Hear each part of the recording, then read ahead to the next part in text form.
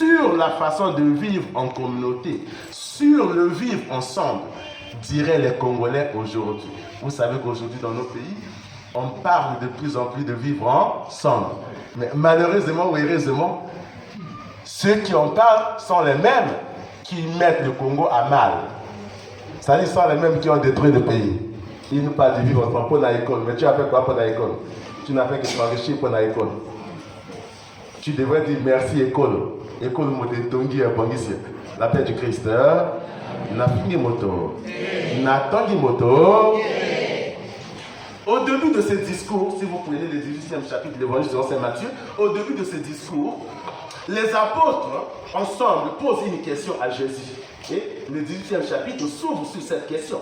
Les apôtres, réunis ensemble, de façon collégiale, posent la question à Jésus. Mais, qui est le plus grand dans le royaume des cieux? Donc, ce 18e chapitre s'ouvre sur cette question des apôtres. Et Matthieu l'a fait à dessein, pour dire que vivons ensemble, souvent, nous perdons à vouloir chercher la préséance, le primat, qui est le plus important, qui est le plus grand, qui est le plus intelligent, qui est la plus belle, qui a beaucoup d'argent, qui s'habille mieux, qui fait quoi bien, qui chante plus que les autres, qui vient de réveiller, la paix du Christ. Ce comportement des apôtres est aussi le nôtre. Souvent, nous nous perdons comme ça dans la famille. Ça va, on pense que toujours moi, c'est nous qui arrangeons, les autres détruisent. Je suis le plus brave, les autres ne sont pas braves. Alors que ce n'est pas vrai du tout.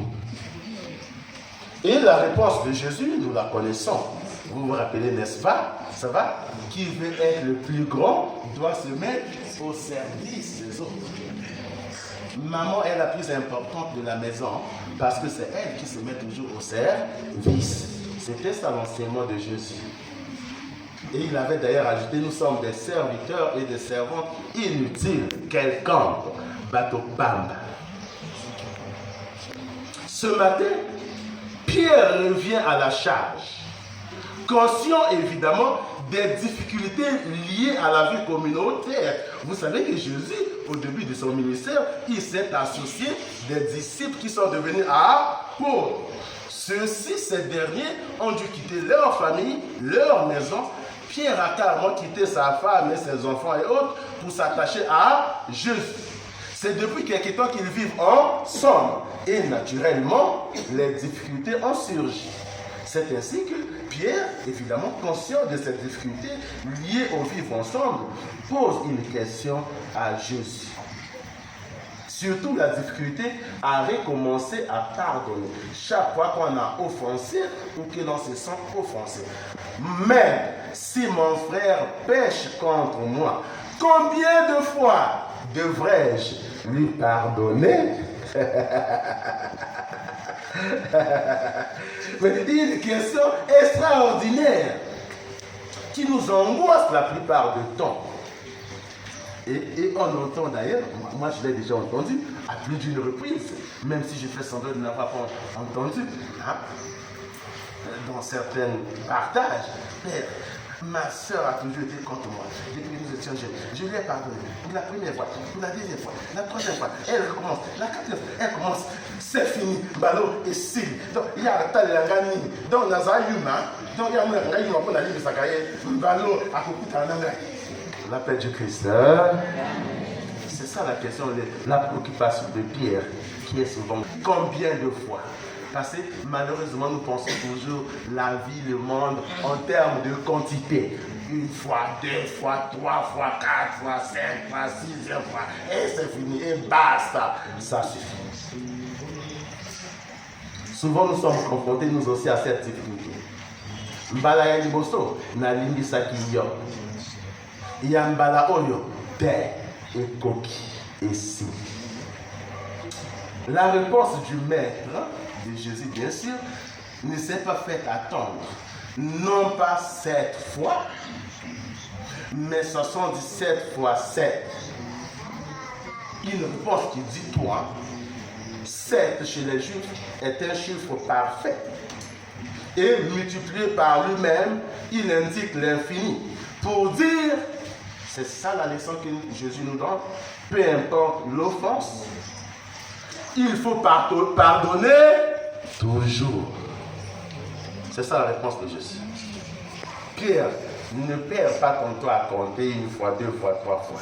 Non. Mets-toi dans la disposition à devoir pardonner, recommencer, donner une deuxième chance toujours à ton frère, à ta soeur. Ah, si nous comprenions cette réponse de Jésus, nos familles iraient mieux si on pouvait comprendre cette réponse de Jésus. Nos communautés seraient des lieux de pardon et de fête. Malheureusement,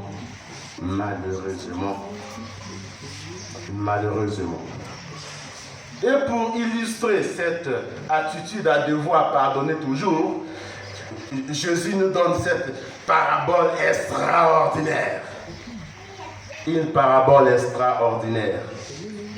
Quelqu'un devait des milliards, je parle en termes de milliards pour nous faire comprendre, à son maître, la paix du Christ. Abanak Kodefa, ba milliards, bon belé, yamo kondiwaye. Et il était dans l'incapacité à les lui rembourser. Il n'en avait pas. Et le maître prend une décision grave. Comme tu n'arrives pas à rembourser ma dette, maintenant je vais te vendre, toi, ta femme, tes enfants et tout est bien. La paix du Christ. Qu'est-ce qu'il fait devant la décision du maître? Il se met à genoux à le supplier.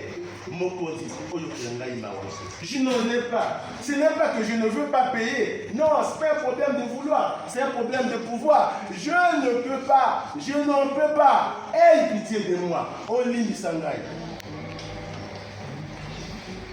Pris de compassion. Non seulement le maître a renvoyé la dette comme le fait le Fonds monétaire international avec les pays nyongologues africains, mais le maître dit ok, d'accord, ça va, je t'ai compris, c'est fini. Il devait des milliards à son maître. Il a supplié. Le maître a dit ok. Ainsi se comporte Dieu vis-à-vis de nous. Le maître dont il est question dans l'évangile, c'est Dieu le Père, c'est Jésus. Mbala mingi tosalaka masumu, mbala mingi tosaka mibeko miaye te, mbala mingi tosalaka mokulu, Nzambe ayokelaka biso mawa. Nzambe alimbisaka biso. Nzambe apesa biso possibilité to bandela histoire ya bolingo elongo na ye. Quel est Dieu, notre Dieu, le Dieu auquel nous croyons, capable de tout pardonner. Et je l'ai toujours dit, mes soeurs, mes frères, si Dieu était intransigeant comme nous autres, personne aujourd'hui ne mériterait son mariage, ne mériterait son foyer, ne mériterait son travail, ne mériterait la vie religieuse. Si Dieu était dur vis-à-vis de nous. Et je veux même plus le pour être concret. Là, je provoque Marie-Françoise. Si Marie-Françoise était aussi dure, comme nous autres quelquefois, peut-être certaines ne seraient plus dans la scène famille aujourd'hui. Au noviciat, elle est obligée de fermer l'œil. Vous pensez qu'elle ne les voit pas? Elle les voit. Mais abonnez-vous. La paix du Christ. La fille qui moto.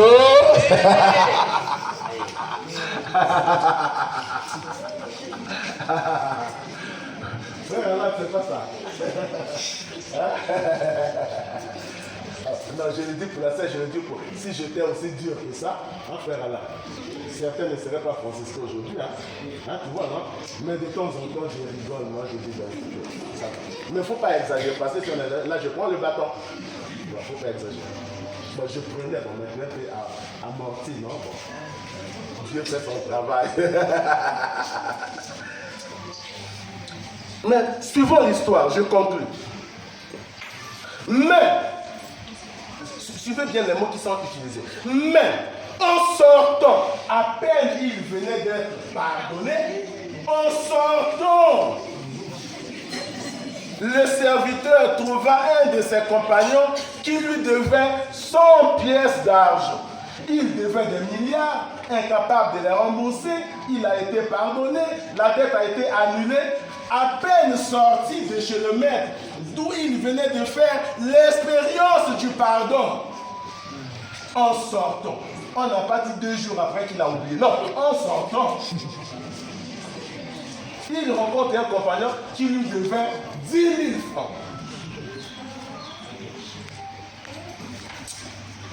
Ah, pas chez quoi.